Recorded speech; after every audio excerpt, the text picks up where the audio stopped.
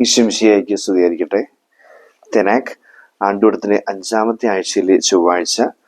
മർക്കൂസിന്റെ സുവിശേഷം 7-ാം അധ്യായം 1 മുതൽ 13 വരെയുള്ള വാക്യങ്ങൾ. ഇവിടെ പാരമ്പര്യത്തെ കുറിച്ചുള്ളൊരു തർക്കമാണ് നമുക്ക് കാണാൻ സാധിക്കുക. നമ്മളെ POC ബൈബിളിലും ഈ ഭാഗത്തിന് നൽകിയ തലക്കെട്ട് പാരമ്പര്യത്തെ കുറിച്ചുള്ള തർക്കം എന്നാണ്. ഇവിടെ പാരമ്പര്യം എന്ന വാക്ക് പലതവണ ഉപയോഗിച്ചിരിക്കുന്നതായിട്ട് നമുക്ക് കാണാൻ സാധിക്കും.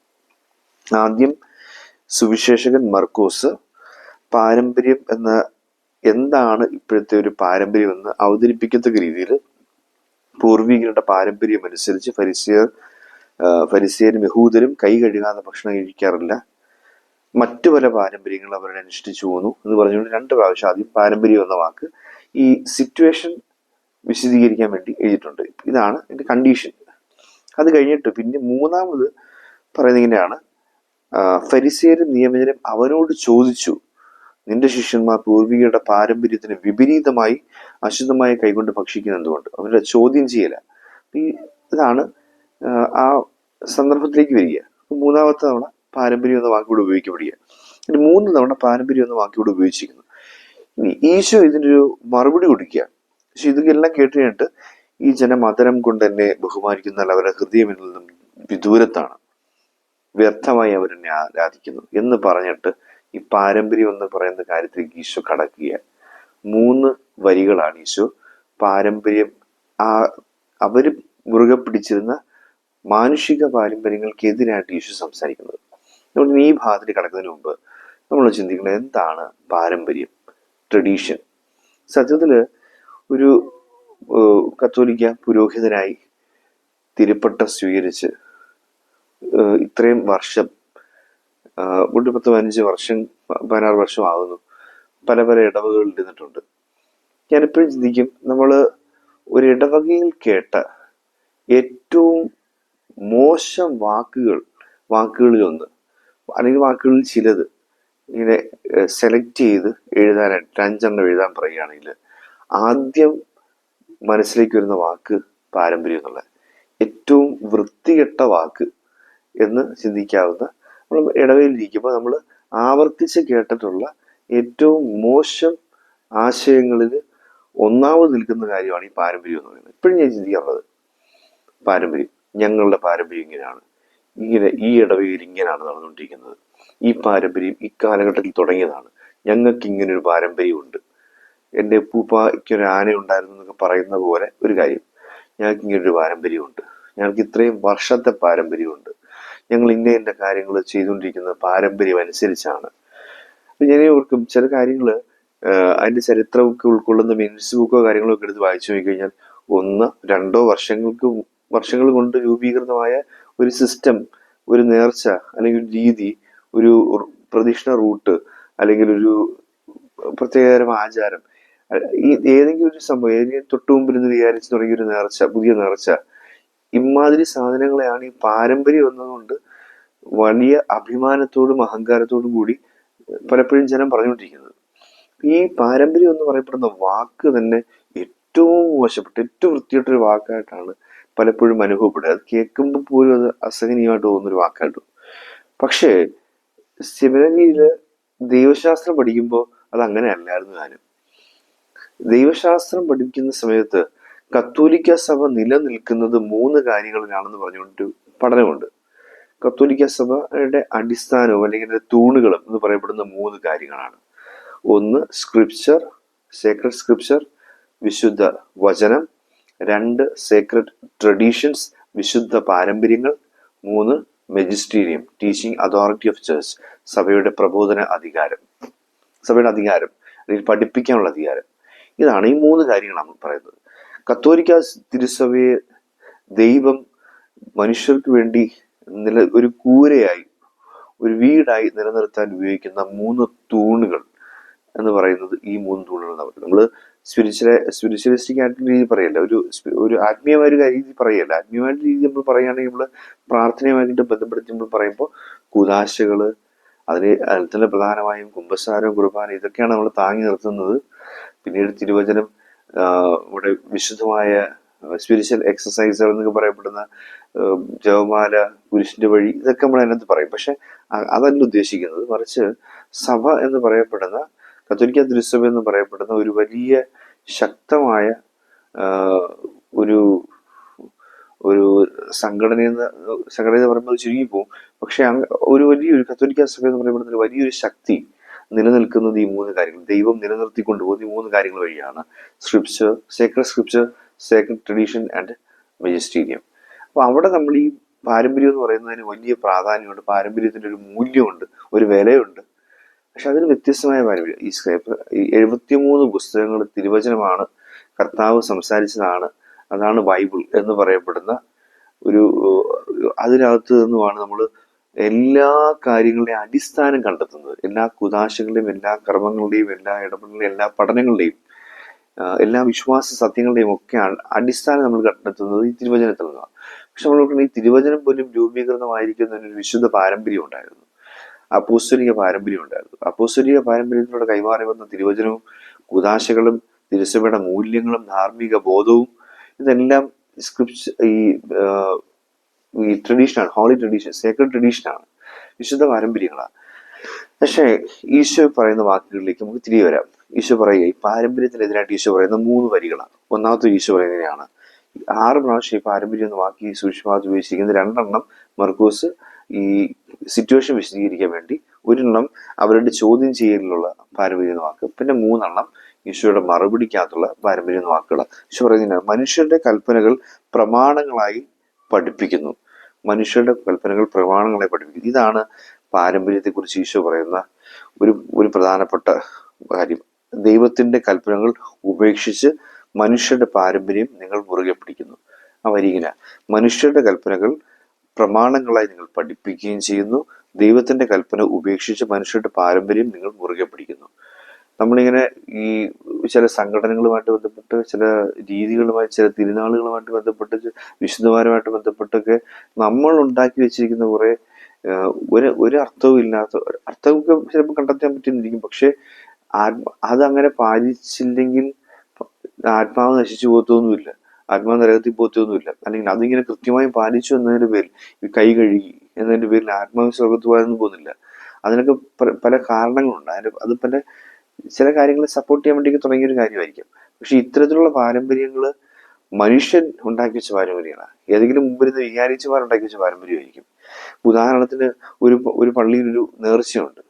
ഒരു നേർച്ച നമ്മൾ 2 ദിവസം മുമ്പ് സൂചിപ്പിച്ചാണ് മുൾമുടി നേർച്ച, കൊല്ലം രൂപതയിലുള്ള ഒരു നേർച്ച. ഈ മുൾമുടി നേർച്ച എന്ന് പറയുന്നൊരു നേർച്ച ഒരു വികാരിച്ച് തുടങ്ങി വെച്ചു. അതങ്ങനെ കണ്ടിന്യൂ ചെയ്ത് പോയിക്കൊണ്ടിരിക്കുന്നു. പക്ഷേ ഇതിനകത്തുള്ള പ്രശ്നം എന്തെന്ന് വെച്ച് കഴിഞ്ഞാൽ, ഇതുപോലെ പലതരം നേർച്ചകളുണ്ട്. ഇത് വീണ്ടും വീണ്ടും ഈ ഓരോ നേർച്ചകളുടെയും പേരെടുത്ത് പറഞ്ഞ് അതൊരു ബുദ്ധിമുട്ടാക്കുന്നില്ല. പക്ഷെ നമ്മളോർക്കേണ്ട ഓരോ നേർച്ചകൾ, ഈ നേർച്ചകൾ തുടങ്ങി വെച്ചത് പലതും പല പ്ലാനിങ്ങോട് കൂടിയാണ്. പല കമ്മിറ്റിക്കാരുടെയും പള്ളിക്ക് വരുമാനം ഉണ്ടാകാനുള്ള പ്ലാനിങ്ങിന് വേണ്ടി, അല്ലെങ്കിൽ വികാരിച്ചമാർക്ക് എന്തെങ്കിലും നേട്ടം ഉണ്ടാകുന്നതിന്റെ പേരിൽ, അല്ലെങ്കിൽ ആ ഒരു നേർച്ചയുടെ പേരിൽ ആളുകൾ അവിടെ വന്നിങ്ങനെ തീർത്ഥാടകരുടെ ഒഴുക്കുണ്ടാകാൻ വേണ്ടി. ഇത് വളരെ റീസെന്റ് ആയിട്ടൊക്കെ ചിലർ തുടങ്ങി വെച്ച ഒരു രീതിയായിരിക്കും. ഇതിനെയാണ് പിന്നീട് ഒരു 2-3 വർഷം കഴിയുമ്പോഴത്തേക്ക് വലിയ പാരമ്പര്യം എന്ന് പറയുന്നത്. അങ്ങനത്തെ പാരമ്പര്യം എന്ന് നമ്മൾ കരുതേണ്ട പലതും. അപ്പൊ മനുഷ്യൻ തുടങ്ങി വെച്ച പ്രമാണങ്ങൾ, മനുഷ്യന്റെ രീതികൾ, അല്ലെങ്കിൽ ഈ തിരുനാൾ നടക്കുമ്പോൾ ഇങ്ങനെയൊക്കെ കാര്യങ്ങൾ ചെയ്യും, അല്ലെങ്കിൽ വിശുദ്ധമാല നടക്കുമ്പോൾ ഇങ്ങനെയൊക്കെ കാര്യങ്ങൾ ചെയ്യും എന്ന് പറയപ്പെടുന്ന മനുഷ്യന്റെ പ്രമാണങ്ങൾ, അതിന് പ്രാധാന്യം കൊടുക്കുകയാണ്. അതിന് പ്രാധാന്യം കൊടുത്തിട്ട് ഈ വിശുദ്ധമായ പാരമ്പര്യങ്ങൾ വിട്ടുകളയുന്നു. മനുഷ്യരുടെ കൽപ്പനകൾ നിങ്ങൾ പ്രമാണങ്ങളായി പഠിപ്പിക്കുകയും ചെയ്യുന്നാൽ ദൈവത്തിന്റെ കൽപ്പന ഉപേക്ഷിച്ച് മനുഷ്യന്റെ പാരമ്പര്യങ്ങൾ മുറുകെ പിടിക്കുന്നു. 1. രണ്ടാമത് ഈശോ പറയുന്നത് ഇങ്ങനെയാണ്. അവൻ തുടർന്നു, നിങ്ങൾ പാരമ്പര്യം പാലിക്കാൻ വേണ്ടി നിങ്ങൾ കൗശലപൂർവ്വം ദൈവകൽപ്പനകൾ അവഗണിക്കുന്നു. ഒരുപാട് ഉദാഹരണം നമുക്ക് അതിനെക്കുറിച്ച് കണ്ടെത്താൻ സാധിക്കും. എനിക്ക് പറയാൻ തുടങ്ങിക്കഴിഞ്ഞാൽ ഇത് മാത്രം പറയാനൊരു ടോപ്പിക്കുണ്ട്. പക്ഷെ നമ്മൾ അതിലേക്ക് കിടക്കത്തില്ല. ദൈവകൽപ്പനകളെ നശിപ്പിച്ചു കളയുന്നില്ല. ഇപ്പം നേരത്തെ പറഞ്ഞു തന്നെ കുമ്പസാരത്തിന് വിരുദ്ധമായ ഒരു കാര്യമാണ്.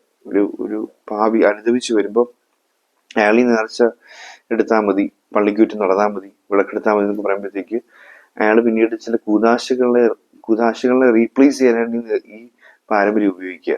അപ്പം നമ്മൾ മനസ്സിലാക്കേണ്ടത്, നിങ്ങളുടെ പാരമ്പര്യം പാലിക്കാൻ വേണ്ടി നിങ്ങൾ കൗശലപൂർവ്വം ദൈവകൽപ്പനകൾ അവഗണിക്കുന്നു. ഇനി 3-ാമത് ഈശോ പറയുന്നത് ഇങ്ങനെയാണ്. അങ്ങനെ നിങ്ങൾ നിങ്ങൾക്ക് ലഭിച്ച പാരമ്പര്യം വഴി ദൈവവചനങ്ങൾ നിങ്ങൾ നിരർത്ഥമാക്കും. ദൈവവചനം പോലും നിങ്ങൾ നിരർത്ഥമാക്കി കളയുന്നു. ഈ പറയുന്ന ഈശോയുടെ 3 വരികളിൽ ഒന്നാമത്തെ വരിയിൽ നിങ്ങൾ സഭയുടെ വിശുദ്ധമായൊരു പാരമ്പര്യം, അപ്പോസ്തലിക പാരമ്പര്യം, എൻ്റെ പിന്തുടർച്ച എന്ന പാരമ്പര്യം, അതിനെതിരായാണ് നിങ്ങൾ നിൽക്കുന്നത്. Second tradition. രണ്ടാമത്തെ വാക്യം പറയുമ്പോഴത്തേക്ക് നിങ്ങൾ പാരമ്പര്യം പാലിക്കാൻ വേണ്ടി നിങ്ങൾ കൗശലപൂർവ്വം ദൈവകൽപ്പനകൾ ലംഘിക്കുന്നു, അവഗണിക്കുന്നു. അത് സഭയുടെ ഒരു പ്രബോധന അധികാരമുണ്ട്. ആ അധികാരത്തെ നിങ്ങൾ പാരമ്പര്യത്തിന്റെ പേരും പറഞ്ഞുകൊണ്ട് തള്ളിക്കളയുന്നുണ്ട്. 3, ഈശോ പറയുകയാണ് നിങ്ങൾക്ക് ലഭിച്ച പാരമ്പര്യം വഴി ദൈവവചനം നിങ്ങൾ നിരർത്ഥകമാകുന്നു. സേക്രഡ് സ്ക്രിപ്ചറിനെ നിങ്ങൾ ഈ പാരമ്പര്യം കൊണ്ട് തള്ളിപ്പറയുന്നു. അപ്പൊ സഭയെ നിലനിർത്തുന്ന 3 കാര്യങ്ങളെ നിങ്ങൾ നിങ്ങളുടെ പാരമ്പര്യത്തിന്റെ പേരും പറഞ്ഞ് തള്ളിക്കളയുന്നു എന്ന് സൂചിപ്പിക്കാൻ വേണ്ടി വ്യക്തമായിട്ടും സുവിശേഷത്തിൽ നമുക്ക് കാണാൻ സാധിക്കുന്നതാണ്. ഒന്നാമത്തത്, നിങ്ങൾ നിങ്ങളുടെ പാരമ്പര്യത്തെ മുറുകെ പിടിക്കുമ്പോൾ സഭയുടെ അപ്പോസ്തലിക പാരമ്പര്യത്തെ തള്ളിപ്പറയുന്നു. 2, നിങ്ങൾ നിങ്ങളുടെ പാരമ്പര്യത്തെ മുറുകെ പിടിക്കുമ്പോൾ സഭയുടെ പ്രബോധന അധികാരത്തെ തള്ളിപ്പറയുന്നു. 3, നിങ്ങൾ നിങ്ങളുടെ പാരമ്പര്യത്തെ മുറുകെ പിടിക്കുമ്പോൾ തിരുവചനത്തിലൂടെ ദൈവം സംസാരിക്കുന്നതിനെ തള്ളിപ്പറയുന്നു, ആ പാരമ്പര്യം തള്ളിപ്പറയുന്നു. അപ്പൊ ഇങ്ങനെ 3 വരികളിലായിട്ടാണ് ഈശോ ഇത് പറയുന്നത്. നമ്മൾ ഓർക്കണം, മർക്കോസിന്റെ സുവിശേഷം എഴുതപ്പെടുന്നത് AD 65-നും 70-നും ഇടയിലാണ്. അതിന്റെ ഒരു കാലഗണന എന്ന് പറയുന്നത് 48 AD നടന്നൊരു സംഭവമുണ്ട്, ജെറുസലേം സുനദോസ്. അതിന്റെ പശ്ചാത്തലം നമ്മൾ ചിന്തിക്കുമ്പോഴത്തേക്ക് യഹൂദര് കാർക്കശ്യത്തോടു കൂടി ദൈവജനത്തോട് അനുസരിക്കാൻ പറഞ്ഞുകൊണ്ടിരുന്ന കൽപ്പനകളുണ്ട്. യഹൂദ പാരമ്പര്യങ്ങളാണ്. 10 കൽപ്പന പറയുന്ന കാര്യങ്ങളല്ല, 618 കൽപ്പനകൾ കണ്ടിട്ടുണ്ടെന്ന് പറയും ഈ യഹൂദർക്ക്. ആ അത്രയും കൽപ്പനകൾ പാലിക്കാനായിട്ട് അവര് നിർബന്ധിച്ചുകൊണ്ടിരിക്കുമ്പോൾ ആ പാരമ്പര്യത്തിനാണ് പ്രാധാന്യം കൊടുത്തുകൊണ്ടിരുന്നത്. അപ്പം യഹൂദ പാരമ്പര്യം ഏത് വിജാതീയൻ ക്രിസ്തുമതത്തിലേക്ക് വന്നാലും അവരും പാലിക്കണം എന്നൊരു നിർബന്ധത്തിലേക്കൊക്കെ ക്രിസ്തുമതം അല്ലെങ്കിൽ ക്രൈസ്തവരുടെ കൂട്ടായ്മ ആ രീതിയിലൊക്കെ ചിന്തിക്കാൻ തുടങ്ങിയ. ക്രൈസ്തവരിലെ മെജോറിറ്റി യഹൂദര് ക്രിസ്ത്യാനികളായി വന്നതുകൊണ്ട് അവർ പറയുന്നു, വിജാതീയർ ക്രിസ്ത്യാനികളായി വന്നാലും ഈ യഹൂദ ക്രിസ്ത്യാനികളുടെ പാരമ്പര്യങ്ങൾ മുഴുവൻ ഇവരും പാലിക്കണം, നിയമങ്ങളെല്ലാം ഇവരും അനുസരിക്കണം. ഇതിനൊരു തീർപ്പ് കൽപ്പിക്കാൻ വേണ്ടിയാണ് ആദ്യത്തെ സൂനഹദോസായ 48-ൽ നടന്നു പറയപ്പെടുന്ന ജെറുസലേം സൂനഹദോസ് നടക്കുകയും ആ സൂനഹദോസിലൂടെ ദൈവം വെളിപ്പെടുത്തി തരികയാണ് സഭയ്ക്ക്. തീരുമാനമെടുക്കുന്നില്ല, ദൈവം വെളിപ്പെടുത്തി തരികയാണ് സഭയ്ക്ക്, ഇതല്ല, ഈ പാരമ്പര്യമല്ല, യഹൂദ പാരമ്പര്യം നിലനിർത്തിക്കൊണ്ടു പോകാൻ വേണ്ടി തുടങ്ങിയ ഒരു സംഘടനയല്ല ക്രൈസ്തവ കൂട്ടായ്മ എന്ന് പറയുന്നത്. അല്ലെങ്കിൽ ഇതുപോലുള്ള മനുഷ്യരുടേതായിട്ടുള്ള പാരമ്പര്യങ്ങളെ സംരക്ഷിക്കാൻ വേണ്ടിയുള്ളതല്ല ക്രൈസ്തവ കൂട്ടായ്മ എന്ന് പറയുന്നത്. അത് തിരുസഭ എന്ന് പറയുന്നത് യേശുവിന്റെ മൂല്യങ്ങളും യേശുവിന്റെ പഠനങ്ങളും യേശു നൽകുന്ന വിശദീകരണവും വീണ്ടെടുപ്പും സഭ ഈ ലോകത്ത് പ്രാവർത്തികമാകാൻ വേണ്ടി ലോകത്തിന് വേണ്ടിയുള്ള ദൈവത്തിന്റെ കുദാശയാണ് തിരുസഭ എന്നൊരു തിരിച്ചറിവിലേക്ക് വരികയാണ് ജെറുസലേം സുനഹദോസ്. അപ്പൊ ഈ ജെറുസലേം സുനഹദോസിന്റെ കാലഘട്ടത്തിന് ശേഷമാണ് മർക്കോസ് സുവിശേഷം എഴുതുന്നത്. അപ്പൊ ഈ മർക്കോസിന്റെ ആ സുവിശേഷത്തിന്റെ രൂപീകരണം സാധ്യമാകുക 65-നും 70-നും ഇടയില്ല. അപ്പോൾ ഈ ഒരു ഭാഗം, ഈ സുവിശേഷ ഭാഗം യഥാർത്ഥത്തിൽ അന്നത്തെ ചരിത്ര സാമൂഹിക പശ്ചാത്തലത്തിന്റെ ഭാഗം കൂടിയാണെന്ന് നമുക്ക് മനസ്സിലാക്കാൻ സാധിക്കും. അത് എക്കാലത്തും പ്രസക്തവുമാണ്. നമ്മുടെ ഈ കാലഘട്ടത്തിലും ഈ അർത്ഥശൂന്യമായ മനുഷ്യരുണ്ടാക്കി വയ്ക്കുന്ന കുറെ നിയമങ്ങളും പാരമ്പര്യങ്ങളും നിഷ്ഠകളും അതിന് പ്രാധാന്യം കൊടുത്തുകൊണ്ടുള്ള കടുംപിടുത്തങ്ങളും അതൊക്കെ ദൈവം വെറുക്കുന്നു. എന്നിട്ട് ഈശോ പറയുന്നതാണ്, നിങ്ങൾ വചനം വായിക്കുക, അപ്പോസ്തലികമായ ഒരു മൂല്യങ്ങളുടെ പാരമ്പര്യമുണ്ട്, അതിനെ പിന്തുടരുക, സഭയിലൂടെ സഭയുടെ പ്രബോധന അധികാരത്തിലൂടെ ഞാൻ നിങ്ങൾ പലതും പഠിപ്പിക്കുന്നുണ്ട്, അതനുസരിക്കുക, ഇതാ വേണ്ടത്. അപ്പൊ ഇതാണ് ട്രഡീഷൻ.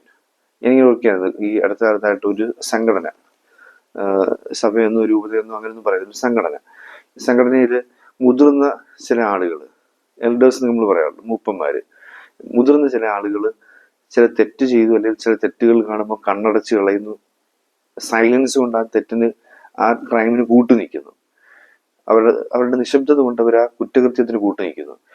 അപ്പോൾ ആ മുതിർന്നവരങ്ങനെ ചെയ്യുമ്പോൾ ആ സംഘടനയിൽപ്പെട്ട കുറച്ച് ചെറുപ്പം ആളുകൾ ചോദിക്കുകയാണ്, ഇത് തെറ്റല്ലേ, ചെയ്യാൻ പാടില്ലല്ലോ എന്ന് ചോദിക്കുമ്പോൾ മറ്റു ചില മുതിർന്നവർ പറയുകയാണ്, അയ്യോ അങ്ങനെ പറയരുത്, നമ്മുടെ പാരമ്പര്യം അനുസരിച്ച് ഇങ്ങനെയൊന്നും ആരും ചോദ്യം ചെയ്യാൻ പാടില്ല, ആരും ചോദിക്കരുത്.